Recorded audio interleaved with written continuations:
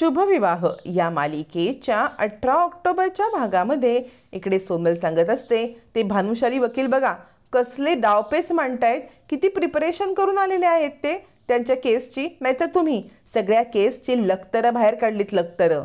इकडे आता भूमी आणि आकाश हे सगळं ऐकत असतात। मग भेंडे वकील चिडतात आणि म्हणतात काय लखतरं, हे सगळं तुमच्यामुळे झालेलं आहे, मातीत तुम्ही खाल्लेली आहेत। सीसीटीव्ही फुटेजमध्ये खरं आहे तेच दिसणार ना, जे खरं आहे तेच कोर्टासमोर येणार। आणि मारे तुम्ही तोंड वरती करून सांगत होतात की भूमी महाजन 100% कोर्टामध्ये येणार नाही, तुमची कामं तुम्ही नीट नाही केलीत आणि मला केसचं प्रिपरेशन सांगताय। ही सगळी तुमच्याच कर्माची फळं आहेत। सीसीटीव्ही फुटेजमध्ये जे खरं आहे तेच दिसणार, ते कसं आपण खोटं करू शकतो? तुम्ही सगळी माती खाल्लेत आणि माझ्यावरती ब्लेम करू नका, तरी अजूनही कोर्टामध्ये काय करता येईल याचा मी प्रयत्न करत आहे, असं म्हणत भेंडे वकील आता इकडे सोनलला सडेतोड उत्तर देतात। भूमी आणि आकाश हे सगळं पाहत असतात। मग कोर्टाचा ब्रेक संपतो आणि सगळेजण पुन्हा सुनावणीसाठी आतमध्ये येतात। सगळेजण आतमध्ये येतात। इकडे रागिणी सांगत असते चला चला आपण पण सगळ्यांनी कोर्टात जाऊया। मग सगळे महाजन आणि पटवर्धन कोर्टामध्ये जाण्यासाठी निघतात। तर आता इकडे भूमी पण जायला निघते। भूमी जायला निघते तर आकाश तिचा हात धरतो आणि सायकल राणी थांब ना, मला तुझ्याशी महत्त्वाचं बोलायचं आहे, असं म्हणत तिला थांबवून धरतो। भूमी म्हणते आकाश काय झालं, बोल ना। आकाश म्हणतो हे काय चाललंय आतमध्ये, सगळेजण इतक्या जोराजोरात का बरं ओरडतायत, मला ना खूप भीती वाटते आणि आत जाण्यामुळे तुला हे असा बाऊ होत असेल ना, तर मला खरंच हे जायचं नाही या आतमध्ये, नको आपण आत नको जाऊया, इथून आपण पळून जाऊया।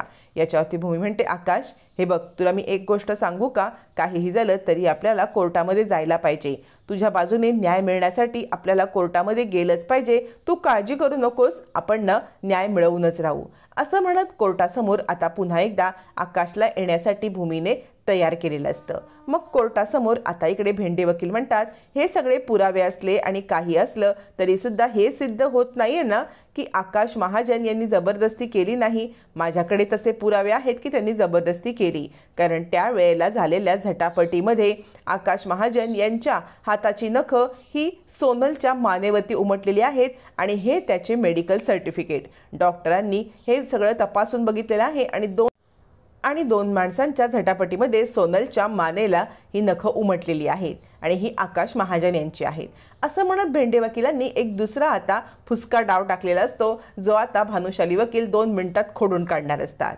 भानुशाली वकील हसायला लागतात।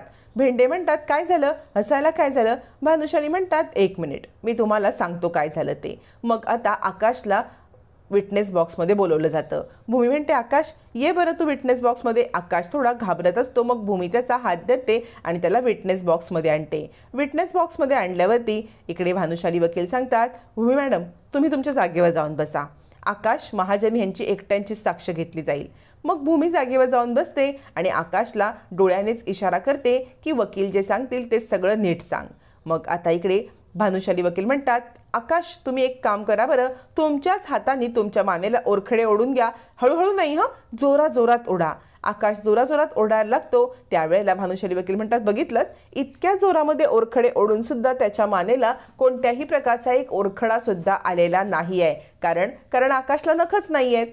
त्यावरती हसत भेंडे वकील म्हणतात अच्छा आत्ता नख आहेत, नख नाही आहेत पण नख कापली पण जाऊ शकतात ना। याच्यावरती भानुशाली वकील म्हणतात मला हा तुमचा प्रश्न अपेक्षितच होता।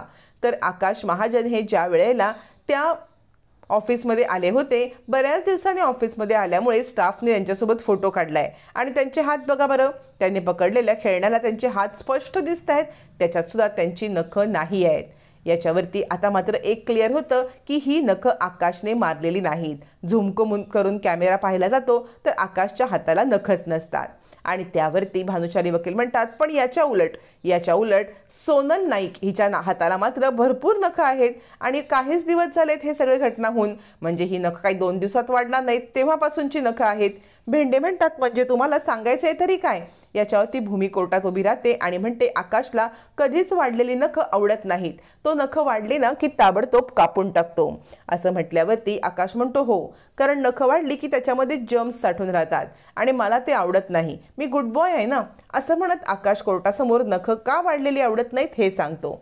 आता मात्र भानुशाली वकील सांगतात आणि अजून एक मुद्दा, जर का माझ्या आशीला नाही केस जिंकायचीच होती कोर्टासमोर तर त्यांनी ज्या वेळेला हल्ला झाला त्यावेळेला त्या नखांचं DNA चेक केलं असतं तर नक्कीच त्या DNA मध्ये आकाशचं DNA मॅच झालं असतं. मग एवढा मोठा पुरावा माझ्या वकिलांनी कसा काय सोडला?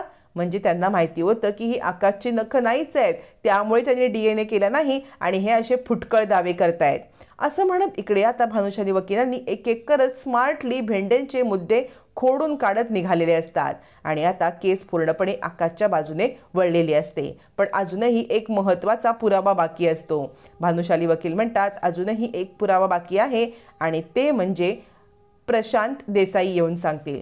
आता प्रशांत म्हणजे भूमीचा भाऊ येतो आणि मग त्याला भानुशाली वकील म्हणतात सांगा बरं तुम्ही कोल्हापूरला कशासाठी गेला होतात? प्रशांत म्हणतो ज्या ब्रँचमध्ये सोनल काम करते म्हणजे महाजन इंडस्ट्रीजच्या एका ब्रँचमध्ये सोनल काम करते कोल्हापूरला असं सांगण्यात आलं होतं म्हणून मी कोल्हापूरला गेलो होतो. आता मात्र रागिणी आणि अभि हदरते कारण रागिणी आणि अभिला माहिती असतं की कोल्हापूरची बातमी तर आपणच दिलेली आहे. दोघं जण एकमेकांकडे पाहायलाच लागतात. प्रशांत म्हणतो तिथल्या जनरल मॅनेजरनी मला सांगितलं की ते जिथपासून ब्रँच आहे तिथपासून तिथे काम करतायत पण सोनल नाईक नावाची कोणतीही मुलगी तिथे कधी काम करत नव्हती ना आत्ता करत. याच्यावर भानुशाली वकील म्हणतात बघितलं म्हणजे ही मुलगी किती खोटं बोलते, ती कोल्हापूरच्या ब्रँचमध्ये कामच करत नाहीये. आता मात्र रागिणी हदरते कारण इकडे महाजन इंडस्ट्रीजला काही आलं की रागिणी अडचूक अडकणार असते.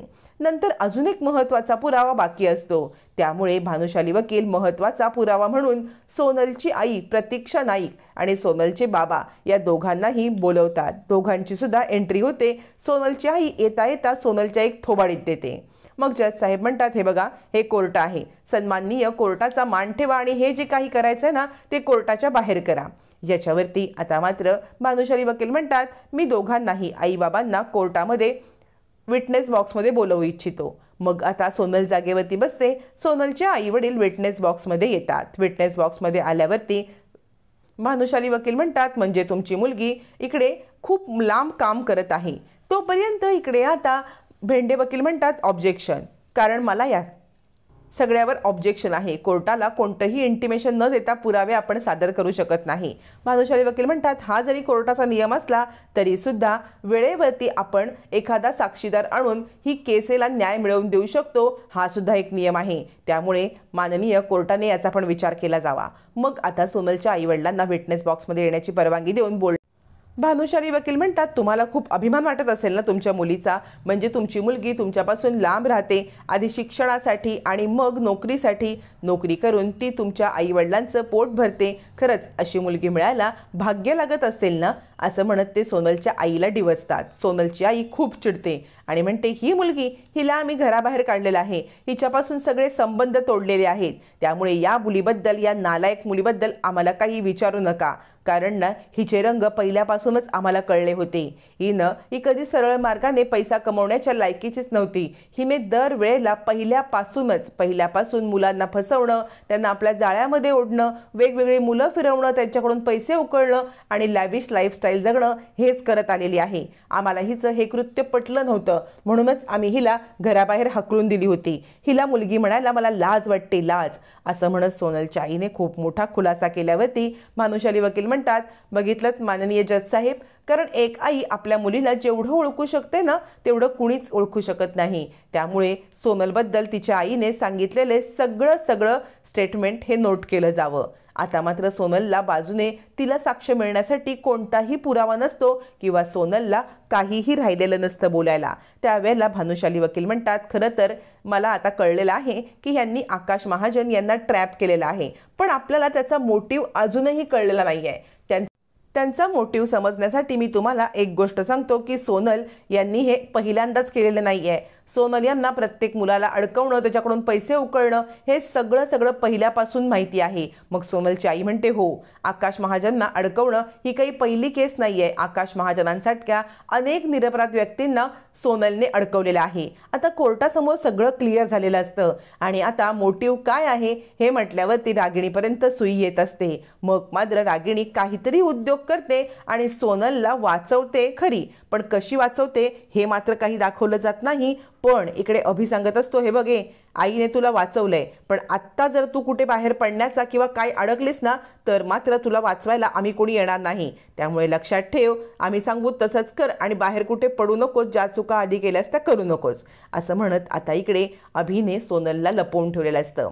इकडे भूमी सांगत असते मानसीला, मनू तुला माहिती आहे का, मला असं वाटते ही सोनल एकटी हे करू शकत नाही, हिच्या मागे कुणीतरी आहे. कारण ती मला एक वाक्य म्हणाली होती की सत्याच्या मुळापर्यंत पोहोचू नकोस, तुझ्या हाती काही लागणार नाही आणि सत्य समजल्यावरती तू हदरशील. मला सत्य शोधलंच पाहिजे. इकडे फोनवरती अभिजित बोलत असतो, हे बघ मी सांगेपर्यंत कुठेही बाहेर पडू नकोस, मी सांगेन तसंच कर. असं म्हणत तो आता मागे वळतो तर भूमीने त्याला पाहिलेलं असतं. भूमीला अभिवरती संशय येतो की अभिच सोनलची मदत करतोय आणि अभिने सोनलला आकाशला अडकवायला आणलेला आहे. आता भूमीने अभिला तर शोधलंय, पण रागिणीपर्यंत भूमी पोहोचू शकेल का हे येणाऱ्या भागातच कळणार आहे.